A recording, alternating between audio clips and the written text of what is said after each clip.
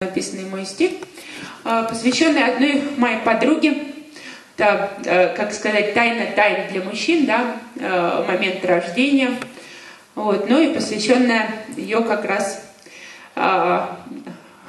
моменту рождения ею ребенка.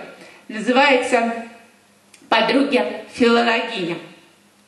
Звонит моя подруга из роддома, в ночь родила, как будто родилась, в грохочущую трубку телефона, смеется, плачет и ликует сласть, почти что в 40, первенец века, прощай и нет, подумай и прости, моя подруга любит человека, с которым ей всегда не по пути, но как его зовет мальчишку Ванька и хмурится почти как на него. Что ты кричишь, мой милый Ванька, глянь! Но он пока не видит ничего. Лиловый цвет тряпичной погремушки, цвет матери, украшенный в халат, а по халату белые избушки и желтенькие зайчики летят. Моя подруга, верный мой учитель, моя сестра, соавторша и дочь, умеющая думать на санскрите, теперь санскрит отбрасывает прочь. Пушкиновед и Пушкина подальше, Цветаевед, Цветаева к чертям.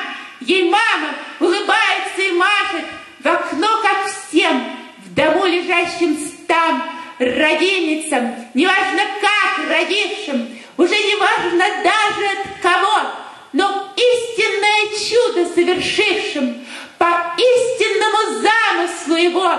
И что теперь ей свод морфемных правил, Толстой любимчик, не любимчик Фет, ей в этот миг, наверное, в самом державе сложил бы восхитительный сонет.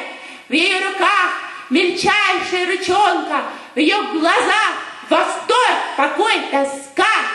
Случилось чудо, родила ребенка. Всего на жизнь, а будь-то на века.